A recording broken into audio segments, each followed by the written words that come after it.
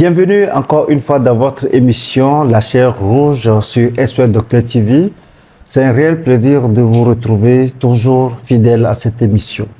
L'émission qui donne l'opportunité donc à la jeunesse togolaise, à nos chers élèves, lycéens, étudiants, encadreurs et la population en général de poser des questions, de venir et d'échanger avec nous pour vous permettre, vous qui nous suivez, d'être édifiés sur la vision de notre organisation, la vision des actions de M-Afrique, de SOS Docteur TV et surtout des clubs santé. Aujourd'hui, j'ai le plaisir donc de recevoir un jeune très talentueux. Comme d'habitude, mes invités sont des caviars et il s'appelle Emmanuel Bosso. Il est étudiant en médecine et très actif dans le milieu associatif. Je me ferai donc le plaisir de l'écouter, d'essayer de répondre à ces questions. Comme vous le savez, c'est sans filtre, sans tabou. Je suis très heureux donc de vous recevoir aujourd'hui. Merci d'avoir accepté de venir. Vous étiez parmi les tout premiers à solliciter. On a beaucoup retardé parce qu'il y avait beaucoup de demandes et n'hésitez pas. Vous êtes toujours les bienvenus. Le numéro qui s'affiche sur votre écran. Contactez l'équipe. C'est avec beaucoup de plaisir qu'on va vous recevoir. N'oubliez pas aussi de laisser vos commentaires sur nos différentes plateformes et pages et vous serez les bienvenus dans cette émission. Emmanuel, vous avez la parole. Bien, merci beaucoup professeur. Bonjour à tous, j'espère que vous allez bien. Je suis Emmanuel Bosso, je suis étudiant en médecine. Je suis vice-président de l'association des étudiants en médecine, pharmacie et odontostomatologie au niveau national. Je suis également le présentateur du jeu Académie Génie Imhotep. Je suis quand même très content d'être ici ce soir pour poser des questions au Dr Serge Michel Kodom, qui a eu cette très belle initiative, cette émission de La Chaise Rouge, où on peut poser des questions sans filtre. Je pense que depuis que nous connaissons le personnage, on entend parler du Dr Serge Michel Kodom. C'est quand même un désir pour la plupart des gens d'essayer de le côtoyer, de lui poser directement des questions, de s'interroger par rapport à la personne et par rapport à son œuvre. Ma première question, vous êtes le docteur Kodom, le fameux docteur Kodom. Oui. Vous êtes médecin de formation, médecin interniste si je ne m'abuse. Voilà, donc vous êtes un acteur de santé pour commencer. Mais aujourd'hui, j'aimerais qu'on parle d'un autre type de santé si vous voulez bien. Donc, je suis étudiant en médecine et j'aimerais quand même, lorsque je deviendrai médecin, être aussi en santé que vous. Et quand je parle d'en santé, je parle surtout de santé financière. Je ne dis pas forcément que vous êtes riche, en tout cas je vous le souhaite, mais je me dis quand même que vous avez une certaine stabilité, que vous avez une situation financière quand même qui est très bien. Quel est le secret de cette santé financière-là? Qu'est-ce que vous pouvez conseiller à moi, étudiant en médecine, pour avoir une bonne santé financière après? Merci. Très bonne question. Je pense qu'il y a beaucoup d'étudiants qui vont vouloir appliquer les conseils que je vais donner. C'est vrai que je n'ai pas la prétention de dire ici que je suis riche. Un médecin ne peut pas être riche. Si vous voulez faire la médecine, cherchez plutôt à être un bon médecin. D'accord? Je recadre un peu la question pour répondre dans sa globalité. Parce que la richesse financière, la santé financière est intimement liée, lorsque vous êtes un médecin, à votre capacité à pouvoir résoudre les problèmes de la population. Les problèmes au sens large, pas seulement la médecine pratiquée comme médecin entre les quatre murs qui attend donc le patient qui vient avec une pathologie, mais aussi un médecin qui apporte des réponses holistiques donc aux problèmes de la société. Je vais parler de la santé publique, je vais parler donc de la santé mentale et ce qui va avec. Donc, pour recentrer le débat autour de votre question, la santé financière, quel conseil donner donc à un étudiant, à une étudiante qui est à la faculté de médecine aujourd'hui? La première réponse, ou du moins le premier élément de réponse, c'est qu'il faut vraiment se dire qu'on ne peut pas être riche en étant médecin.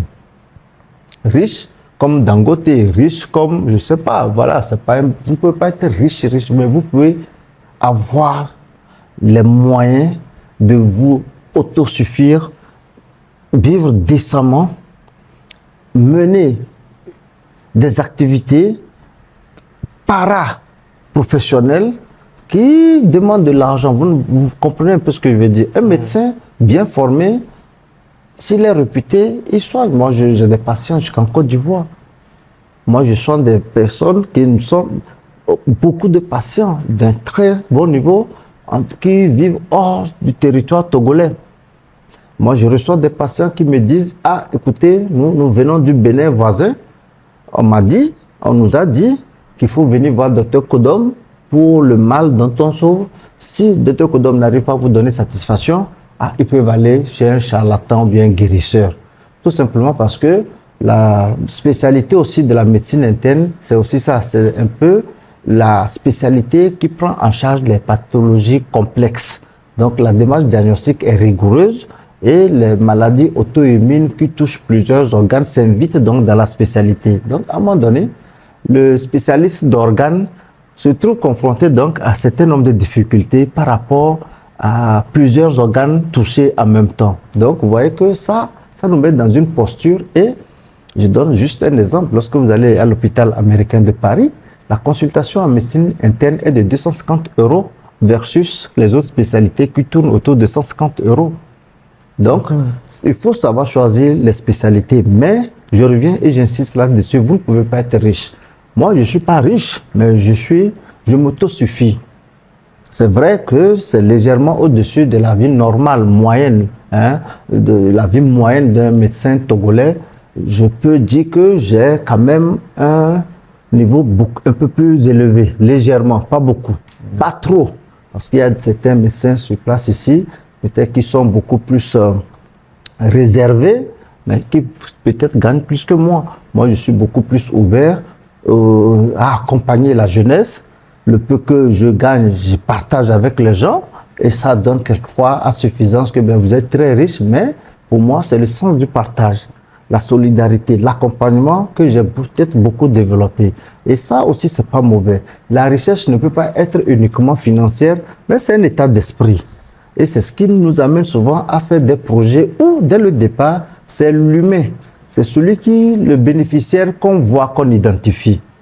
Et les gens trouvent que non. Moi, j'ai eu même des collègues qui m'ont dit, mais attention, Dr Kodom, lorsque vous allez faire des missions médico-chirurgicales et que vous opérez 500 personnes, 1000 personnes, imaginons qu'une opération d'hernie coûte 200, 250 000, multiplié par 1000 personnes, ça fait quand même beaucoup d'argent. Ça fait près de 250 millions que vous injectez comme ça. J'ai dit non, nous n'injectons pas 250 millions. Notre approche prend en compte certains éléments qui réduisent considérablement donc le coût de nos interventions en chirurgie foraine par exemple. Et les médecins qui vont opérer, c'est des médecins volontaires. On dit souvent que le cœur d'un volontaire dépasse celui d'un lion. Donc ils viennent spontanément parce qu'ils croient à la vision. Ils viennent parce qu'ils pensent que dans un élan de solidarité, on peut apporter une solution à nos parents, à nos soeurs, à nos mamans qui ont des fibromes, des kystes ovariens, qui souffrent, qui saignent, et que, en tant que médecin, en tant que chirurgien, on peut leur apporter une satisfaction.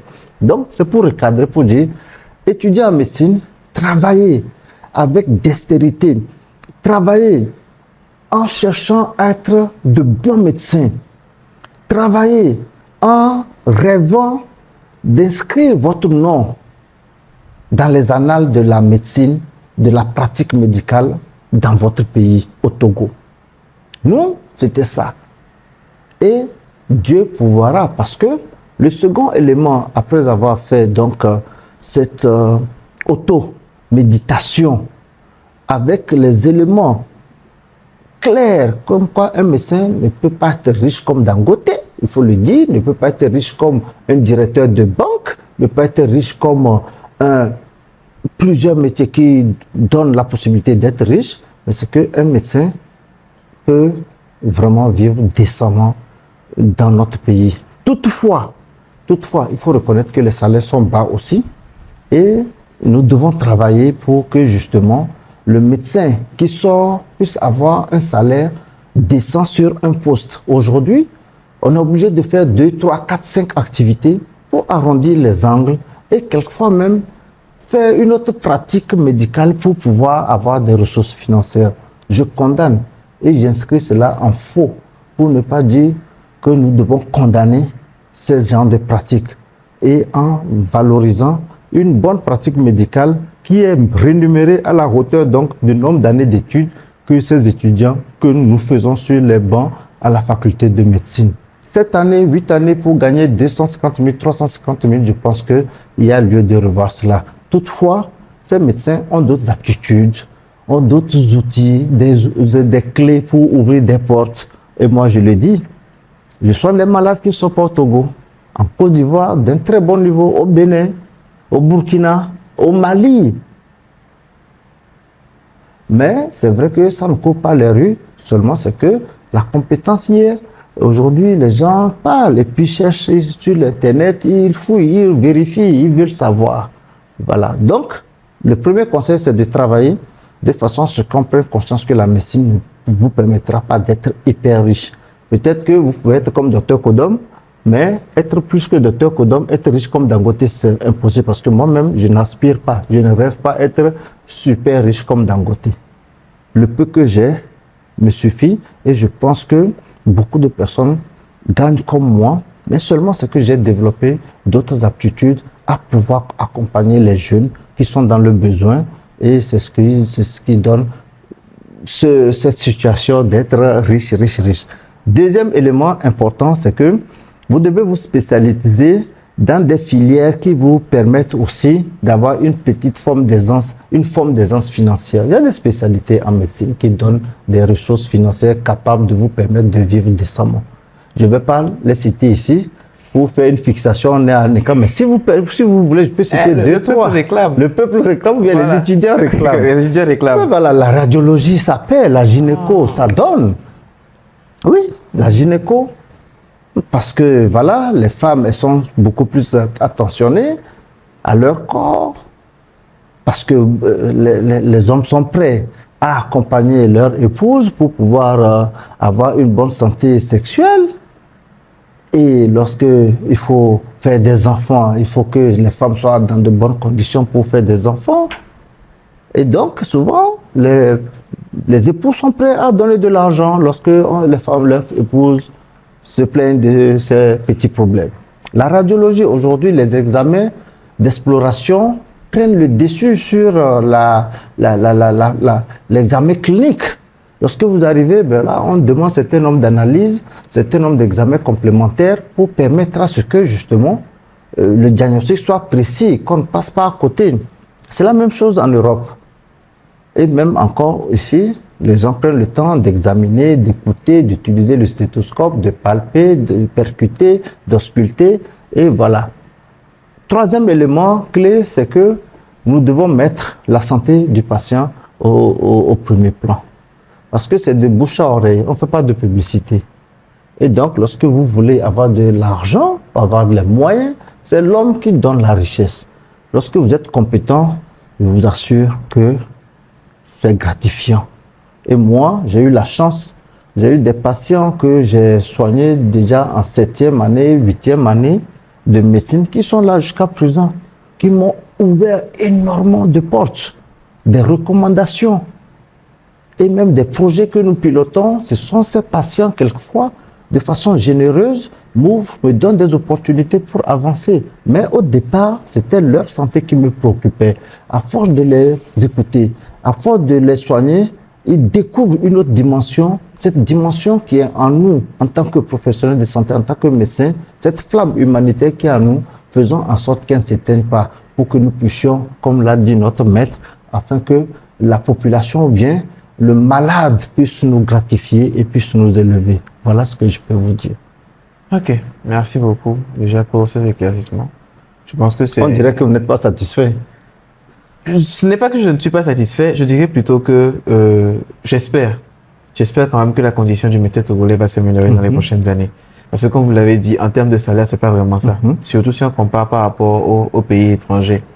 Et je vais dire même la tendance aujourd'hui pour la plupart des collègues, que ce soit encore des étudiants ou même après avoir fini, d'aller à l'étranger. Parce que l'étranger propose de meilleures solutions. Je voulais même vous demander votre avis par rapport à la question. Mais quand même, voilà, j'espère. Je reste dans l'espérance que d'ici à ce que nous on termine, voilà, les conditions du médecin togolais vont s'améliorer. Il y a des mécanismes. Je pense que on doit pouvoir s'adapter. Moi, mon cas, lorsque j'ai fini ma pratique médicale, ma formation, à la faculté de médecine. J'ai fait 1 an, environ 8 mois dans une clinique privée pour renforcer mes capacités en termes de gestion. J'étais là, je travaillais, mais j'apprenais et j'ai ouvert ma structure. Elle n'était pas aussi grande, mais aujourd'hui, elle s'impose. Mais c'est que j'avais déjà la vision depuis la 4e année de médecine. Moi, j'achetais du matériel médical au port, les lits, les venues. Moi, j'achetais des lits, je stockais les lits d'hospitalisation. Donc, vous voyez que déjà, il faut avoir cet esprit aussi d'entrepreneuriat. Il faut avoir cet esprit de conquête. Voilà, c'est ce que l'étudiant doit avoir, c'est ce que je dis. Vous devez vous projeter. Je veux être médecin, quel type de médecin? Je veux servir, je veux mettre les malades dans de bonnes conditions. Lorsque je vois un lit d'hospitalisation de qualité au port, quelque part, je dis non, il ne faut pas que cette occasion, je la loupe. Et je l'ai stocké, je l'ai nettoyé. Pendant 3 à 4 ans, je veille à ce que ce lit soit propre. C'est un état d'esprit. Et c'est ça en réalité. Et c'est ce que nous devons inculquer, c'est vrai. Moi, lorsque je suis sorti, les conditions n'ont pas changé. En 20 ans, moi j'ai mon doctorat, ça fait bientôt 20 ans que je suis en clientèle privée. Les choses n'ont pas fondamentalement changé. Même moi, les prix de consultation à la clinique, je n'ai pas changé les prix de consultation par rapport à la précarité, aux difficultés financières que traverse le pays, la population. Moi, je n'ai pas augmenté mes prix de consultation, ni d'hospitalisation, ni d'analyse et d'examen complémentaires après 20 ans, ce qui est un problème de fond. Mais ceci dit, s'il faut vous donner des conseils, retenez ce que je vous ai dit. Dieu pourvoira, encore que nous sommes en train de travailler pour ouvrir les frontières. Aujourd'hui, un médecin togolais peut exercer au Niger, en Côte d'Ivoire, au Bénin. Donc, il revient donc au pouvoir public de mesurer l'ampleur de cette insuffisance pour apporter des réponses qui vont certainement permettre aux médecins d'avoir un salaire décent, je l'ai dit, décent à la hauteur du nombre d'études que nous faisons sur les bancs à la faculté de médecine. Donc ne soyez pas trop déçus de ma réponse, elle est sincère. Elle vous plonge peut-être dans un environnement qui n'est pas aussi clair, mais si vous appliquez ce que je vous dis, vous verrez que vous serez de très bons médecins. Vous allez soigner les ministres, les présidents, que ce soit en RDC, au Tchad, on va vous appeler parce que c'est un jeune médecin, un certain Bossou, Emmanuel, très intelligent, très ouvert, respectueux, très compétent, qui a des aptitudes. Monsieur le Président de la République, c'est un jeune qui est bien. Je vous le recommande, il est très bien. Je vous le souhaite, c'est possible. Parce que nous avons fait beaucoup d'expériences dans ce sens. On nous sollicite de grandes personnalités sur le continent pour donner notre avis et donner les éléments de prescription utiles pour assurer leur guérison. Voilà, ne soyez pas tristes. L'avenir est meilleur et c'est ce que nous disons à la jeunesse. C'est pour ça que nous descendons au niveau des établissements à travers les clubs santé pour dire non, l'avenir est à vous. Donc vous qui êtes déjà dedans, ne découragez pas vos jeunes frères qui sont au collège et au lycée qui veulent embrasser donc les études médicales. Voilà ce que je peux vous dire. Ok, merci beaucoup. On va commencer à penser au DES de radio. Et moi, j'ai souvent l'habitude de dire que je suis étudiant en médecine et que j'ai de l'avenir. Donc voilà. Vous avez de l'avenir. Oui, j'ai de l'avenir. D'accord? Vous avez de l'avenir. Forcément. Vous ne devez même pas être découragé. Moi, je suis confiant. C'est vrai. Et lorsque j'étais étudiant, je n'ai jamais douté d'ailleurs. Le doute, c'est le pire ennemi. La peur, c'est le pire ennemi qui puisse exercer un effet négatif sur notre épanouissement et notre développement professionnel. C'est la peur, c'est de douter. Ne doutez pas, l'avenir est à vous. L'avenir, c'est vous qui devez vous battre, combattre. Battre et vous combattre. Je ne vais pas développer ces 2 éléments. Nous aurons d'autres opportunités d'aborder. Battez-vous et combattez. Cherchez l'idéal. Votre idéal, vous pouvez assurer cela pour la génération d'étudiants en médecine que vous êtes. Vous pouvez le faire. Nous avons fait. Nous avons essayé. Vous pouvez également le faire. Et je trouve d'ailleurs, à travers vos questions, que vous avez les aptitudes pour bien le faire. Seulement, je le disais dans certaines de mes émissions, il y a 3 éléments clés. c'est de travailler, c'est de travailler, c'est de travailler comme si tout dépendait de vous. Après, c'est de prier pour avoir un mental, pour avoir une forme de prestance où vous êtes connecté au divin, l'énergie sublime qui va vous donner les pistes, les orientations. Vous pouvez ne même pas faire la radiologie. Vous pouvez faire une spécialité. Je ne veux même pas citer pour faire une fixation auprès de mes collègues spécialistes, mais vous pouvez vous seul changer beaucoup de choses. Moi, j'ai fait la médecine interne, mais aujourd'hui, on reconnaît M-Afrique à travers les opérations chirurgicales. Je n'ai pas eu besoin de faire la chirurgie, de rentrer moi-même au bloc pour opérer, mais j'ai une équipe de professionnels chirurgiens qui, aptes, ont confiance en moi, qui me suivent parce que nous avons défini un idéal. Je suis les rassurer et nous menons des actions de grande envergure. Vous pouvez le faire. Vous comprenez? Vous pouvez le faire. Et le troisième élément, c'est ce qui vous tue. Je vous lis ça à travers votre regard. C'est le manque d'audace, la confiance en soi. Osez. Dites-vous que vous êtes capable. Pour moi, c'est ça l'enjeu. Le Togolais doit être encore plus confiant. Il y a un adage qui dit, lorsque le terrain devient dur, seuls les durs traversent. Le terrain est dur présentement, mais seuls les durs pourront traverser. Donc, inscrivez-vous, restez dans le camp des durs. Et pour moi, le terrain n'est pas trop difficile. Il n'est pas trop difficile. Il n'est pas trop difficile. C'est un état d'esprit. Ne vous laissez pas endormir par ceux qui ne veulent pas votre épanouissement. Nous sommes là pour vous dire que c'est prometteur. Entre celui qui vous dit non, demain, le lendemain est difficile, et celui qui veut dire écoutez les gars, ne baissez pas les bras. Moi, lorsque j'ai eu les Toufan comme producteur et manager dans les années 2006-2007, je leur ai dit soyez positifs dans votre tête. Tout le monde crie oui, le Togo va mal, les choses ne vont pas bien. Oui, c'est vrai. Mais au plus profond de ces Togolais, ils aspirent au bien. Ils aspirent au changement. Changement dans leur vie. Ils veulent voir de l'espoir. Ils veulent vivre. Ils veulent tâter. Ils veulent palper. Ils veulent vivre cet espoir-là. Que demain, ça va marcher. Donc, c'est de s'armer de courage et de poser des actes qui vont dans ce sens. Et c'est ce que moi j'ai fait avec eux. Au quotidien, c'est ce que je fais. Malgré les difficultés, je ne baisse pas les bras. Les projets que je déroule, si je vous dis les difficultés que je rencontre, vous n'allez même pas accepter de venir dans cette émission. C'est la vérité. Vous n'allez jamais accepter de venir dans cette émission. Parce que non seulement il y a des gens qui vous admirent, il y a des gens qui sont prêts même à vous éliminer. Qui sont prêts même à faire des choses inadmissibles, indescriptibles pour vous détruire. Tant sur le plan physique, spirituel que professionnel. Mais nous tenons. Et donc, pour moi, c'est de vous rassurer que l'avenir est bon. Tenez bon. Et ce n'est même pas loin. Vous êtes au bout du tunnel. Formez-vous. Allez au stage. Moi, lorsque j'ai fini mes cours, l'après-midi, 18h, il y a des soins à faire à l'hôpital, au CHU. Dans le temps, c'était le CHU Tocoin, mais je quittais la fac pour retourner faire des soins aux malades avant de rentrer à la maison. J'ai fait ça. Vous c'est comme Génie Imhotep, vous pouvez incarner ce changement. Battez-vous. Portez des valeurs. Dites-vous que vous êtes capable.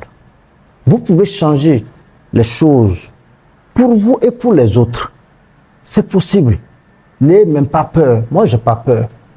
C'est ça le troisième élément, l'audace. Travaillez Dieu comme si tout dépendait de vous. Priez très fort pour qu'un petit vent ne vous amène pas à gauche et le second à droite. Soyez ferme sur vos convictions et osez. Vous êtes la lumière du monde. Vous êtes la lumière pour votre famille. Vous êtes la lumière pour ce pays. Ça, vous devez le vivre. Et moi, je le vis. C'est pour ça que je mène des actions de grande envergure, impactantes, pour dire que moi, je veux être un exemple aussi pour les autres. Je veux donner de l'espoir à la jeunesse togolaise. Et je pose des actes. Mais je rentre, je dors comme un citoyen lambda.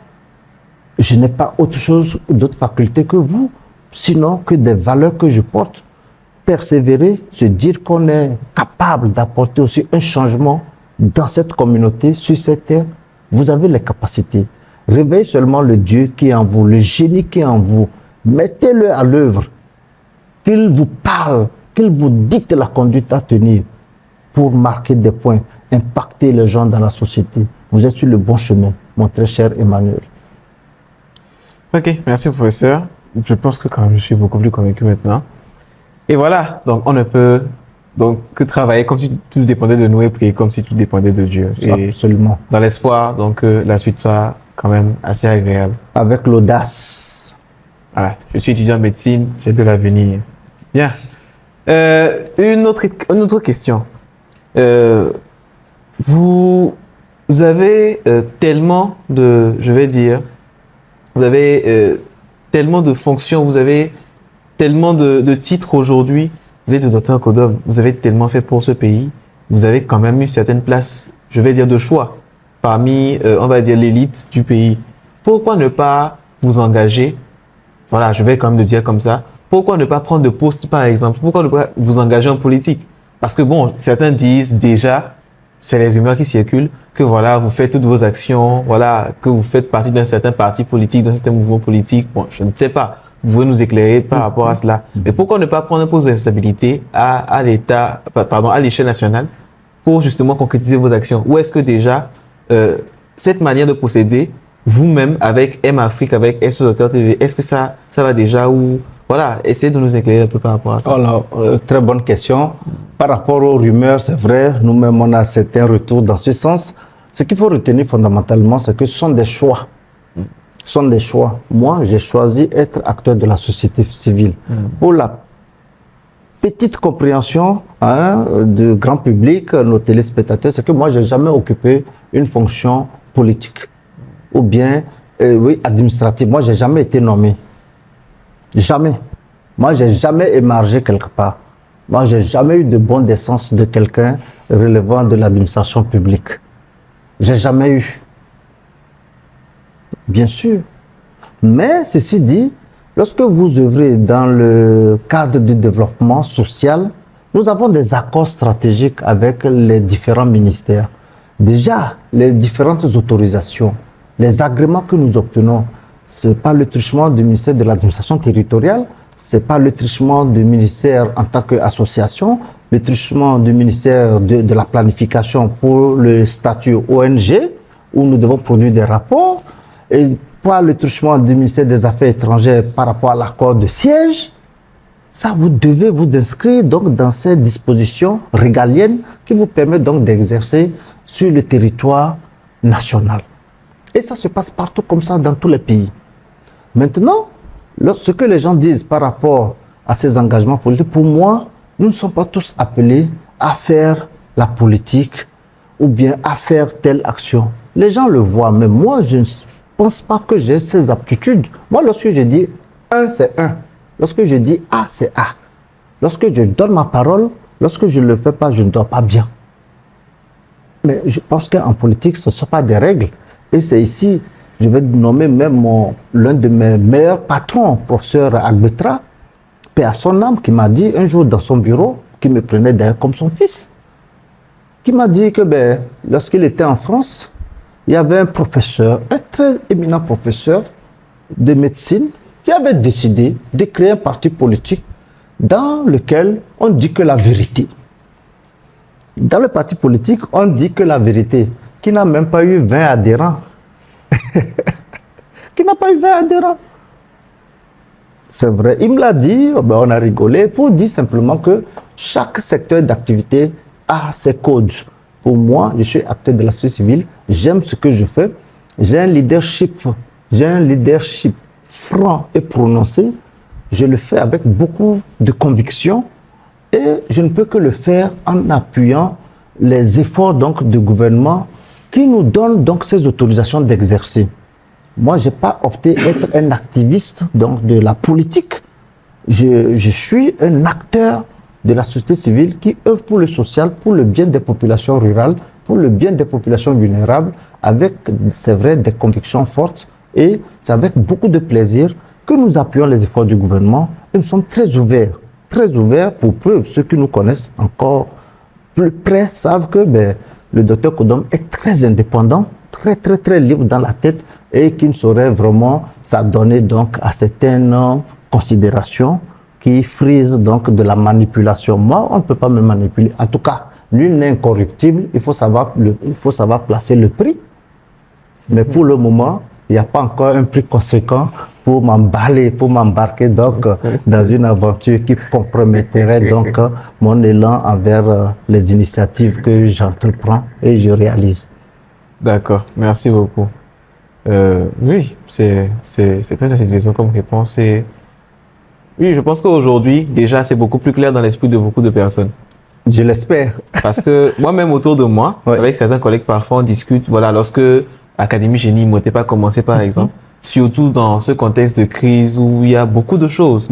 Donc, certains pensaient carrément que c'était un moyen de, je ne sais pas, je vais dire, de divertir la population pendant que, voilà, il y avait des combats qui se menaient. Non. Nous avons commencé ce projet depuis plus de 4 ans, 3 ans que nous avons commencé ce projet de club santé dans les collèges et lycées du Togo. Les preuves sont là, les autorisations sont là. C'est juste une coïncidence par rapport aux activités parce que dès la rentrée, dès cette rentrée, vous avez vu, tout est déployé pour que dans les établissements, les jeunes puissent s'occuper, redynamiser la vie scolaire, échanger, donner les outils donc à nos apprenants de découvrir le monde sanitaire, pas le monde médical, à travers toutes ces séries d'activités qui sont inscrites donc dans les clubs santé.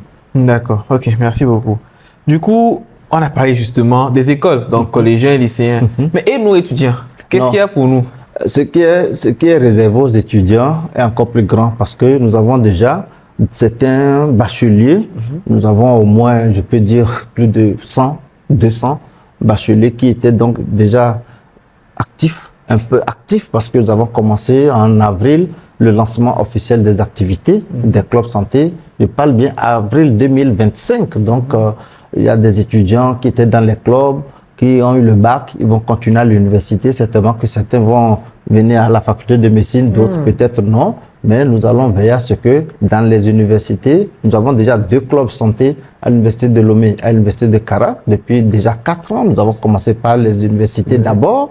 Maintenant, nous allons l'élargir aux universités privées pour permettre donc à ces jeunes bacheliers qui vont donc s'inscrire dans ces facultés ou bien dans ces écoles supérieures de continuer par mener des activités et pourquoi pas compétir à ces jeux niveau universitaire, pourquoi pas pour que l'Académie Génie Imhotep prenne corps dans les esprits et dans les formes telles que nous avons donc consignées dans nos documents stratégiques mis donc à la disposition donc des élèves et des étudiants.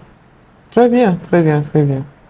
Est-ce que vous pourrez envisager éventuellement des partenariats, que ce soit pour de la couverture médiatique ou par exemple pour financer des activités des étudiants? Parce que nous avons une association et je suis donc le vice-président de l'association des étudiants en médecine, pharmacie et odontostomatologie.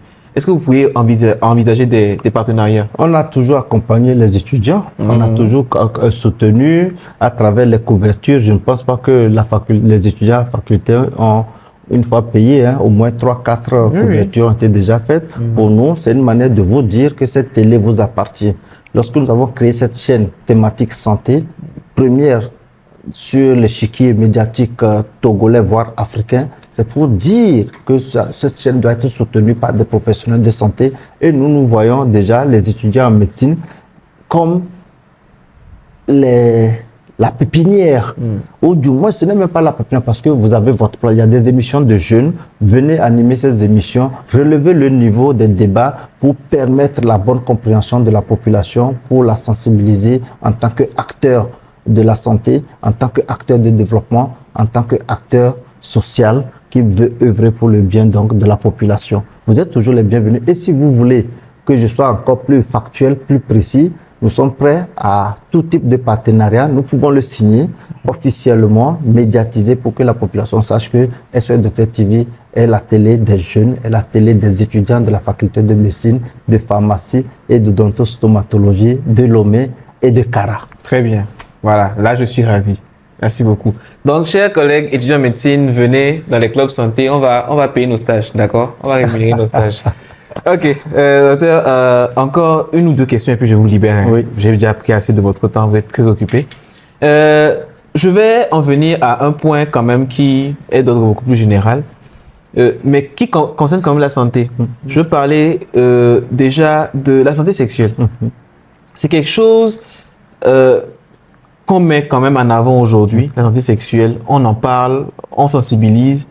Mais quel est votre avis sur la question? Je veux dire, en tant que jeune, déjà à quel moment est-ce qu'il faut commencer à être actif sexuellement?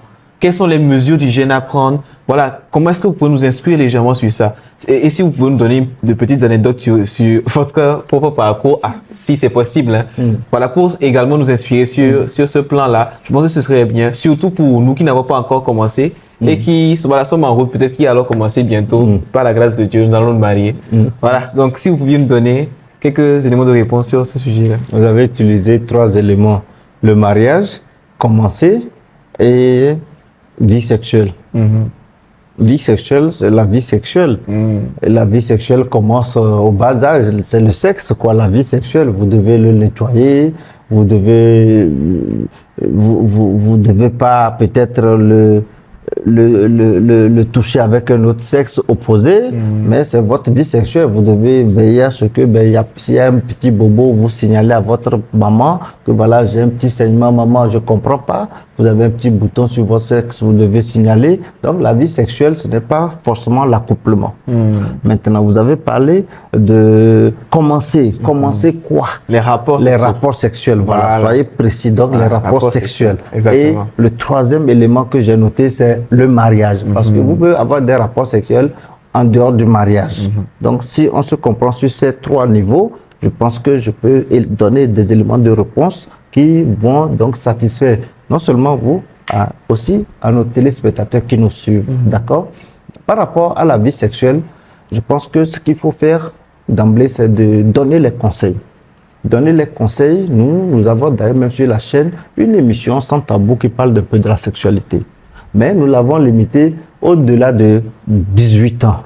Okay. Cela veut dire que pour moi, avant 18 ans, c'est-à-dire donner des conseils, écoutez, voilà, vous avez un sexe, soit il est masculin qu'on appelle pénis, soit féminin, le vagin. Voilà, sa fonction pour l'instant, c'est de l'entretenir pour faire pipi.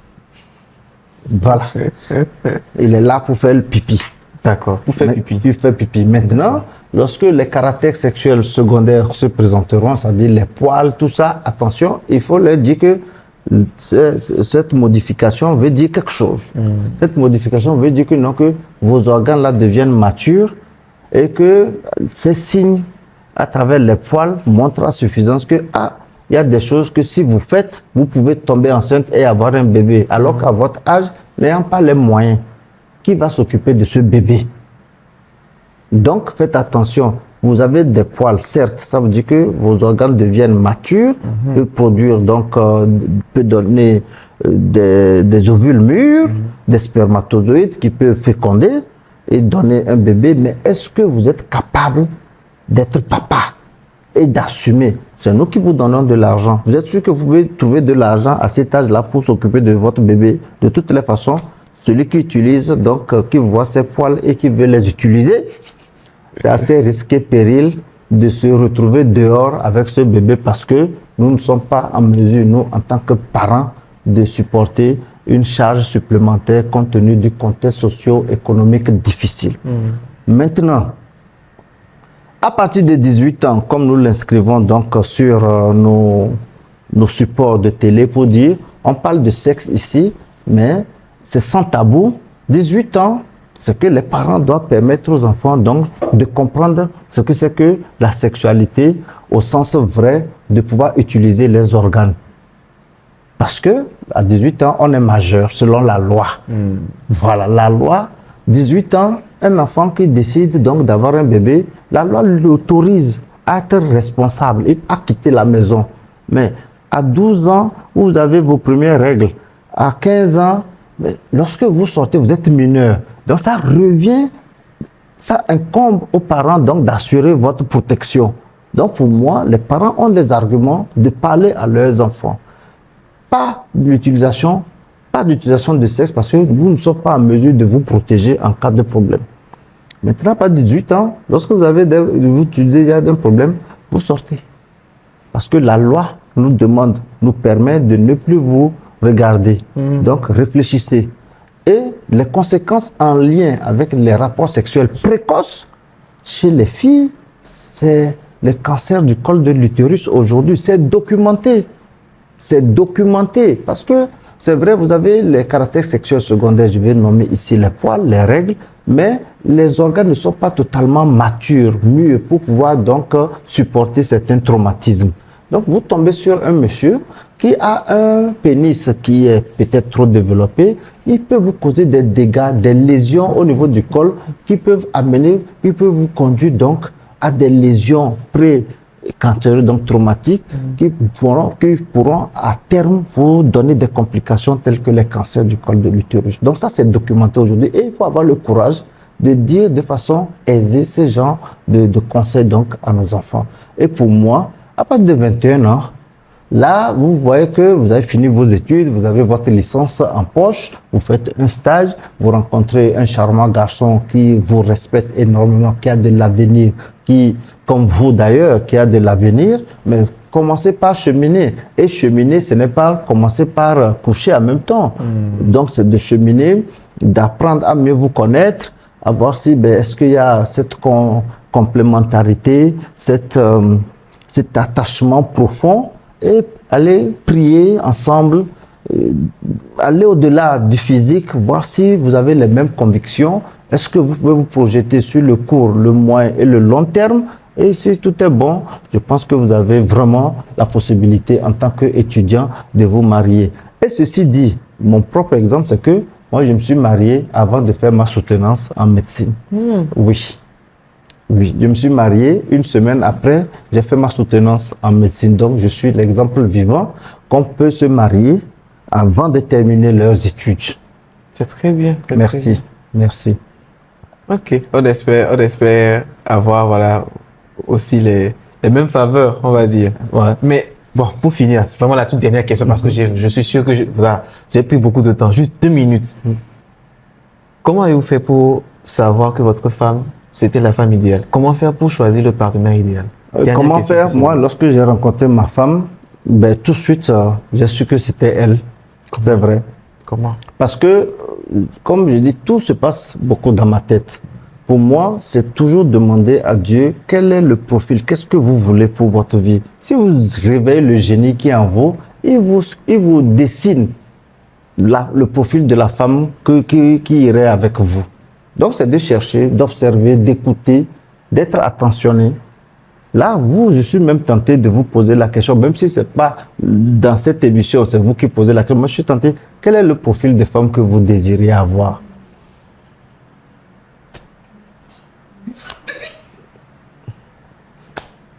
Ok.